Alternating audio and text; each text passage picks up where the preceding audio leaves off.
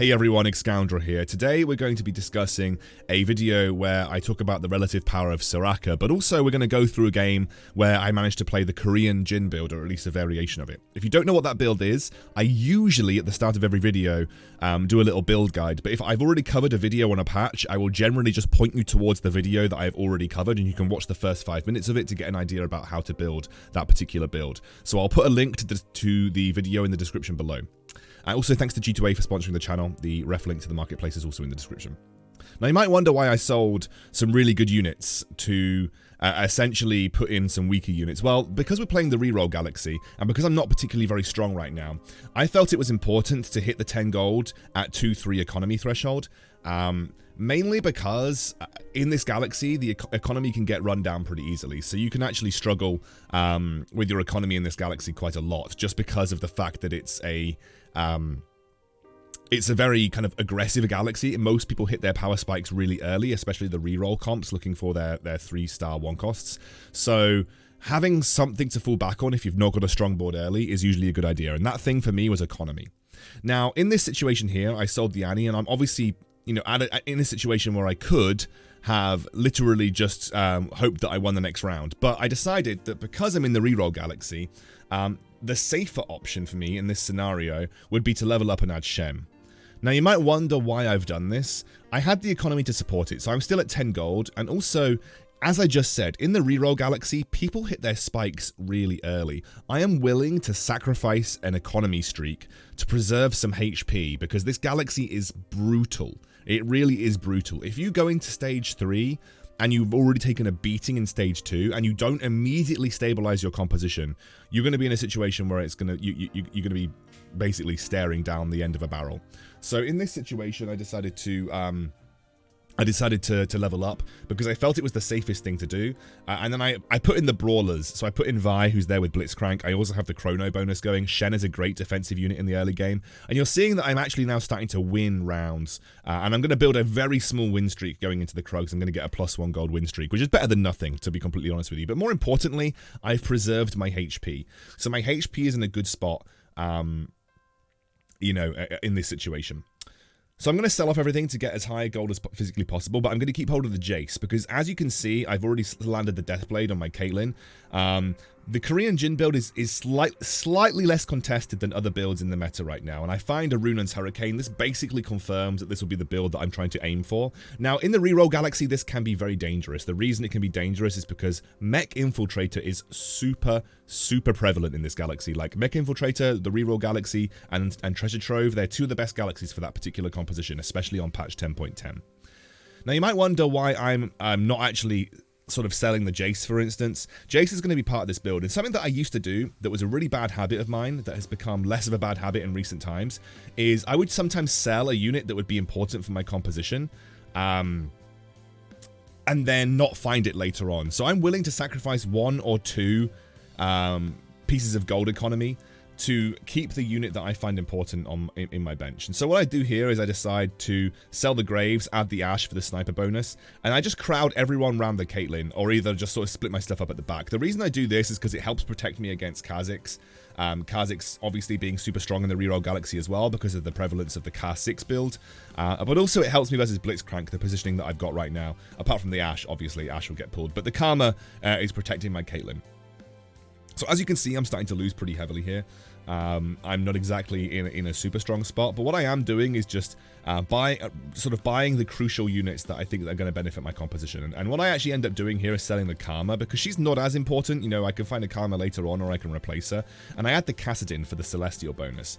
People underrate how good the Celestial bonus is early on, especially with Deathblade, and especially with Caitlyn, who does such a huge bit of damage with her army. I mean, watch how much Caitlyn gets back just from ultimating there, and then she's healing so much from the Deathblade that you know, the Celestial really saved my bacon in this particular instance. Plus, Kassadin is just a great unit overall. So in terms of items that I want here, it's a bit difficult to choose, but I think that the best option that I've got is going immediately for a Trap Claw. Trap Claw is a very strong item for Vanguard snipers or Jhin or Korean snipers, because it can help you protect against Kai'Sa. It can help protect against CC, like really big CC that's going to be important to you. And it's good against things like Misfortune as well.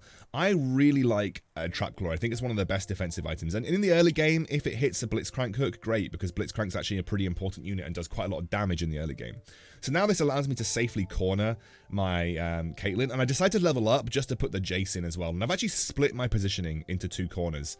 The reason being is just, again, I want to try and prevent my snipers from getting isolated. And you can see it's worked out quite well. We're slightly stronger now. We're in a good position. You might have also seen me just scout a minute ago, so I'm obviously scouting people at this point in time, but I've just seen that someone else is also playing the Korean Jhin build. This is where I decide to make an interesting addition. I bring in the Soraka. I genuinely think that Soraka is very, very good. I think Soraka, I actually read Mismatch Socks AMA on the competitive TFT subreddit, but I genuinely do think that Soraka is super good. Like, she just kept my entire team so healthy here. And I actually think Soraka is underutilized in a lot of builds. Like, her healing is actually insane. Like, her healing is really, really good.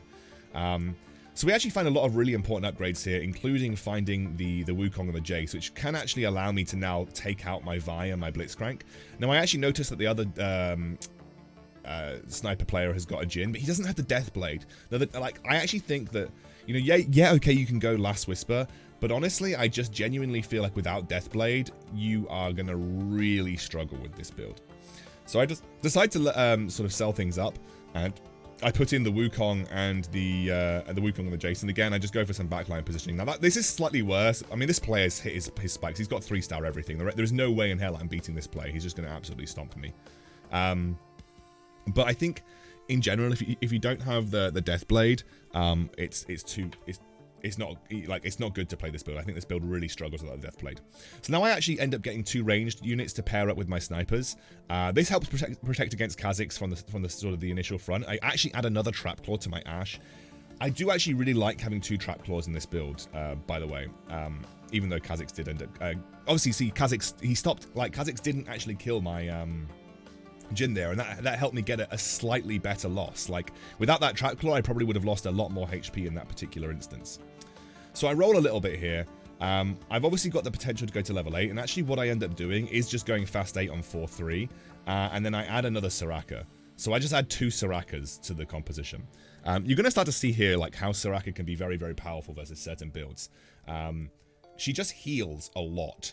Like, having that healing in the composition is actually very understated. I genuinely feel like Soraka is a super, super strong addition to any kind of roster. Plus, with my Karma, she's giving me an early Mystic bonus, which versus a lot of abilities that deal magic damage, that's actually really important. Like, people undervalue how important the Mystic bonus is even early on. And I actually decide to go for a 2-star Soraka with a Rod. Even though I can't use that Rod for anything, if I could, I'd sell it for a Xerath later on to get a Ginsu's Rageblade. But honestly, I would rather just take the 2-star Soraka in this case. And then I also find a Thresh, which is huge.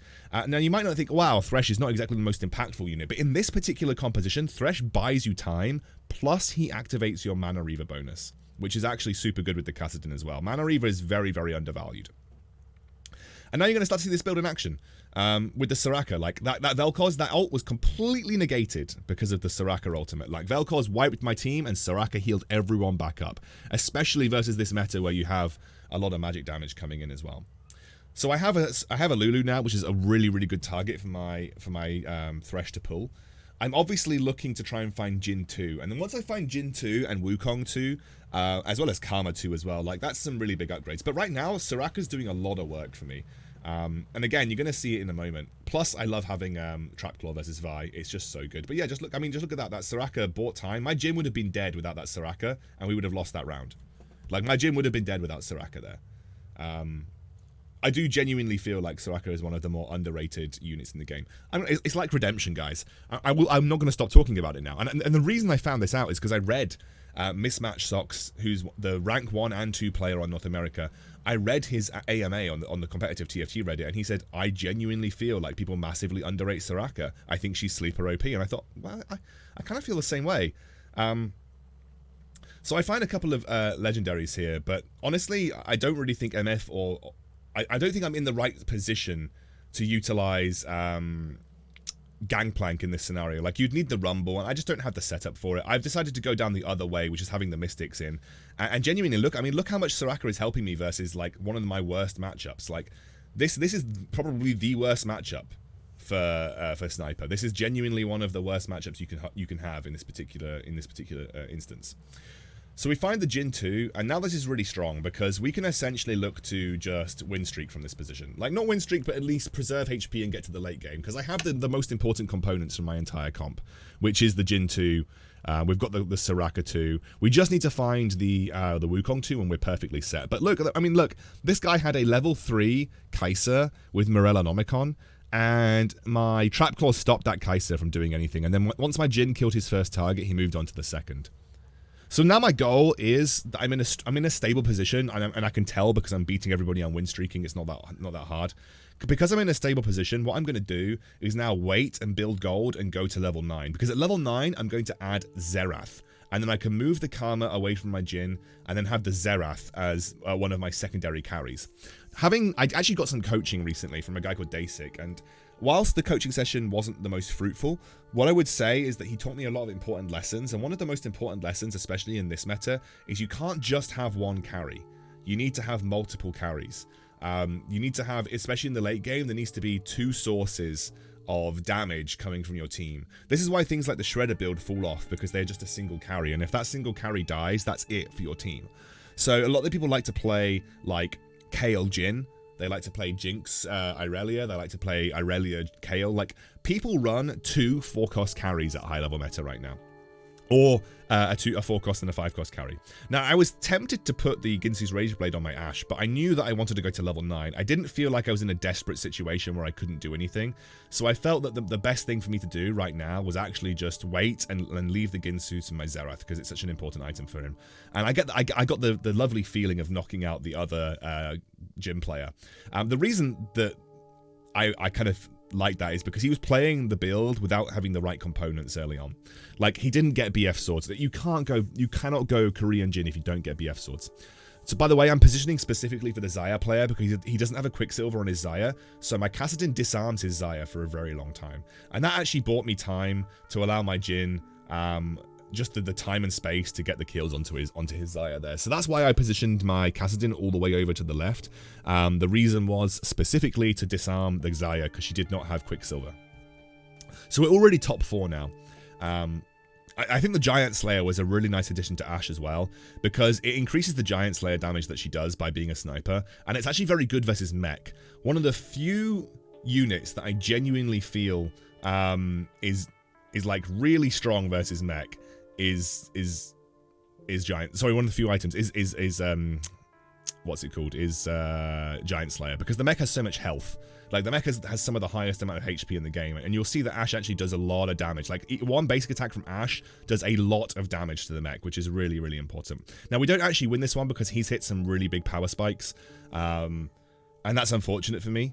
But what I'm looking for now is Xerath 2. If I find Xerath 2, and I find like 3 Xeraths in one shot, by the way, which I think is ludicrous. I actually lock this because of my Thresh.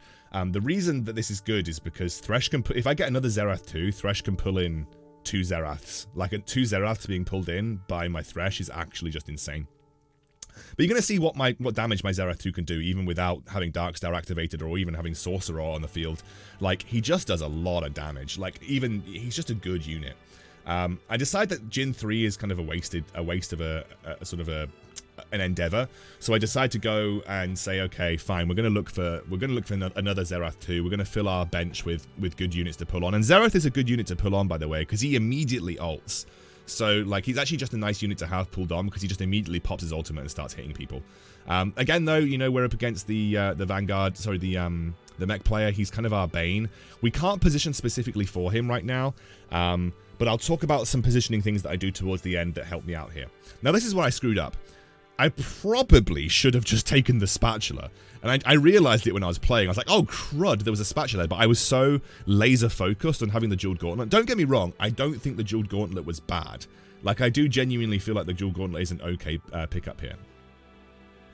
So in terms of positioning, what I'm doing right now is I'm going to lock that for another Xerath 2. I'm just putting my Xerath a little bit further forward to try and help versus the Mecha Infiltrator player. It may seem really stupid versus like this guy, but I'm just putting him a little bit further forward so he doesn't immediately become a focus for me versus the Mech Infiltrator player. What I very quickly realized about this game was that it doesn't matter how I position versus the Xayah player, because I beat him every time anyway. So it doesn't actually matter how I position versus the Xayah player, because I'm just significantly stronger than him. So I actually set up this positioning because the mech player was playing my Ghost. So I thought that the best possible opportunity for me to get a double whammy and A, beat him on his board, and B, and sort of B, beat the Xayah player anyway, was to position like this. But unfortunately it didn't quite work out. I still ended up losing to him. So we find a Lulu 2-star here, which is huge. Like, having a Lulu 2-star and a Xerath 2-star on your bench for a 2-star Thresh to pull in is unbelievably good. Like, this is just such a good Thresh board or Thresh bench to have activated. And actually, it's not really worth me buying anything else, because I don't want anything else to get pulled in that isn't these 2 units. Now, I give this to the Thresh. I think it's probably the best target that I've got for it. Having another Thresh on the bench is fine, by the way, because having 2 Threshes, that other Thresh will immediately pull someone else in. So having another Thresh on is fine, because he's just going to double up. And what I've done here is, again, I put my Xerath really far over to the right, and I put my Jhin surrounded in the back corner. And you saw here just like how easy it was to beat the Mech Infiltrator player when I just had my Jhin surrounded by units, and especially the Thresh, who will pull more units in directly to him, and then the Xerath up at the front, where he's not going to get targeted by the mech, and he's not going to get targeted by infiltrators, and that gave me the biggest win, and that's just a huge win for me as well. Cool, I'll see you soon. Thanks for watching.